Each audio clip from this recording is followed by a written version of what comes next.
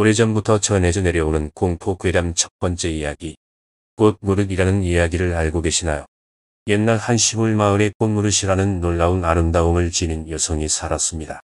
그녀의 뛰어난 미모는 마을 사람들의 시선을 한눈에 사로잡았지만 사실 그녀는 마을 사람들이 알지 못하는 비밀을 가지고 있었습니다. 그녀의 비밀은 바로 사람들의 생명력을 흡수하여 그녀의 아름다움을 유지하는 데 있었습니다. 어느 날 마을에 새로 이사온 젊은 남자가 그녀의 주목을 받게 되었고 젊은 남자에게 매료되어 사랑에 빠졌습니다. 그러나 그녀는 그의 생명력을 빼앗아 그를 죽게 만들고 싶지 않았습니다. 그녀는 그 젊은 남자와 함께 있을 때마다 그의 생명력을 흡수하지 않으려 했었습니다. 그러나 그녀의 노력에도 불구하고 젊은 남자는 점차 약해지기 시작했습니다. 그리고 결국 그는 꽃무릇의 끔찍한 본체를 알게 되었고 그녀에 대한 두려움에 도망치게 되었습니다. 그녀는 그의 떠남에 깊은 슬픔을 느꼈고 그녀의 아름다움은 점차 사라져갔습니다. 꽃무릇이 사람들의 생명력을 더 이상 빼앗지 못하게 되자 그녀는 점차 늙어 결국은 죽게 되었습니다. 죽음 이후에도 그녀의 기운은 마을 사람들에게 무서운 기억으로 남았고 사람들은 그녀의 이름을 들을 때마다 무서워하게 되었습니다. 꽃무릇 이야기는 우리에게 아무리 아름다운 것일지라도 그것이 스스로를 파괴시키는 것은 긍정적이지 않다는 것을 가르쳐 줍니다. 이 이야기는 공포를 통해 사회에 중요한 메시지를 전하며 그 문학적 가치로 인해 오랜 시간 동안 사랑받아온 이야기로 남아 있습니다. 두 번째 이야기, 구미호의 진실한 사랑에 대한 이야기를 들어보셨나요? 구미호의 전설은 다양한 변주를 가지고 있지만 그 중에서도 구미호의 진실한 사랑이라는 이야기는 좀 더 드물게 알려져 있습니다. 옛날 어느 시골 마을에 천년 동안 살아온 구미호가 있었습니다. 그리고 그 구미호는 사람의 모습을 한 채 마을 사람들과 함께 살았습니다. 그녀의 이름은 미향이었고 미향은 그녀의 아름다움과 자상한 성격으로 마을 사람들에게 사랑받았습니다. 그러던 어느 날 미향은 한 젊은 사냥꾼에게 사랑을 느끼게 됩니다. 사냥꾼 역시 미향을 좋아하게 되고 두 사람은 서로에게 마음을 고백하게 됩니다. 그러나 미향은 자신이 구미호라는 사실을 사냥꾼에게 말하지 못했습니다. 그녀는 사람들이 그녀를 두려워하고 멀리할까 봐 겁이 났기 때문입니다. 하지만 결국 사냥꾼은 미향이 구미호라는 사실을 알게 됩니다. 그 이유는 달이 뜬 새벽에 담장을 뛰어넘는 모습을 보았기 때문입니다. 그럼에도 불구하고 사냥꾼은 미향을 사랑했기에 그녀에 대한 마음은 변하지 않았습니다. 그는 미향이 사람들의 간을 먹지 않고 선하게 살고자 노력하는 것을 알았기 때문입니다. 다음 날 그는 미향에게 숨기고 싶지 않은 마음에 자신이 알게 된 사실을 고백하게 됩니다. 이에 미향은 자신이 구미호라는 사실을 인정하였고 철수에게 자신이 구미호인 사실을 숨겨서 미안하다며 울며 말했습니다. 그러나 사냥꾼은 미향을 위로하며 그녀를 사랑한다고 다시 한 번 말하였습니다. 그들은 함께 삶을 이어가기로 결심하였고 미향은 천년 동안 쌓아온 영역을 모두 소진하여 사람으로 완전히 변하게 되었습니다.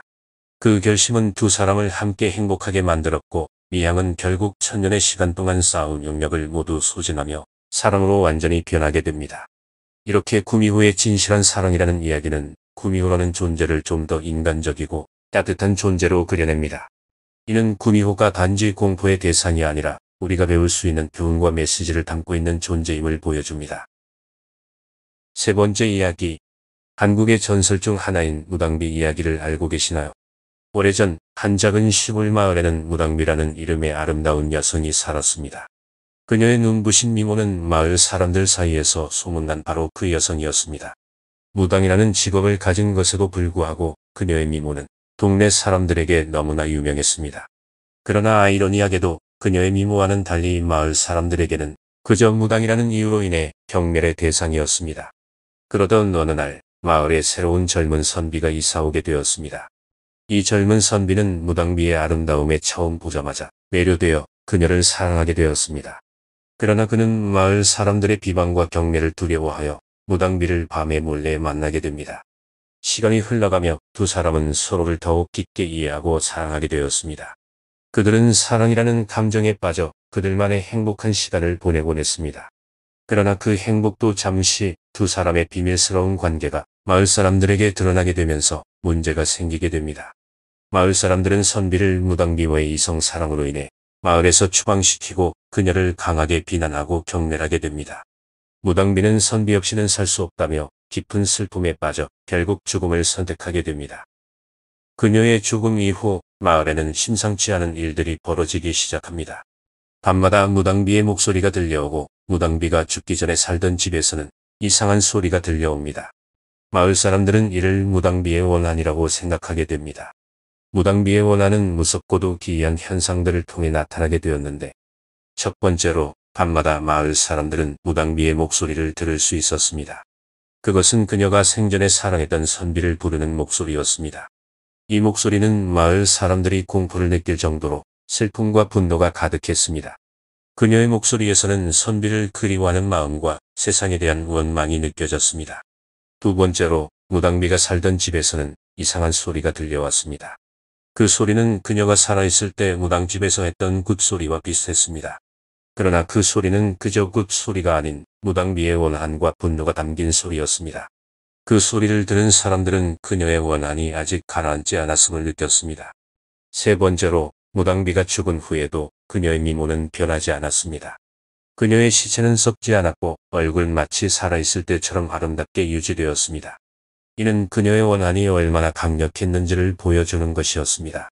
마지막으로 마을 사람들 중에는 무당비를 비난하거나 괴롭힌 사람들이 하나둘씩 이상한 죽음을 당하게 되었습니다. 이들의 죽음은 모두 무당비의 죽음과 관련이 있는 것처럼 보였습니다. 무당비의 원한에 겁을 먹은 마을 사람들은 처음에는 무당비의 원한을 진정시키려는 다양한 시도를 했습니다. 무당비의 무덤을 이사시키거나 장례식을 다시 치르는 등의 방법을 사용했습니다. 또한 무당비를 위해 제사를 지내거나 무당들을 초청해 굿을 치르는 등 그녀의 원한을 달래기 위한 다양한 노력을 했습니다. 그러나 무당비의 원한은 그런 노력들로는 가라앉지 않았습니다. 마을 사람들은 점점 더 두려워하기 시작했습니다.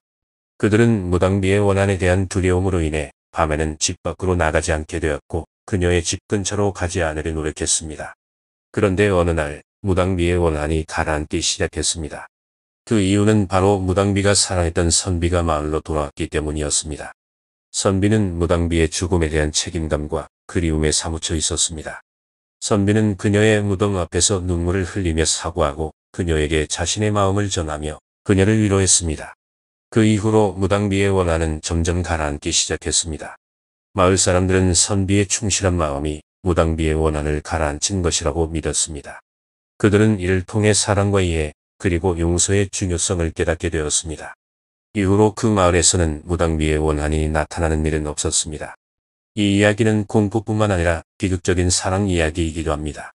사람들은 이를 통해 사랑하는 사람을 잃은 아픔과 그리움, 그리고 그것이 얼마나 강력한 힘을 가지고 있는지를 깨닫게 됩니다. 오래전부터 전해져 내려오는 공포 괴담 이야기였습니다.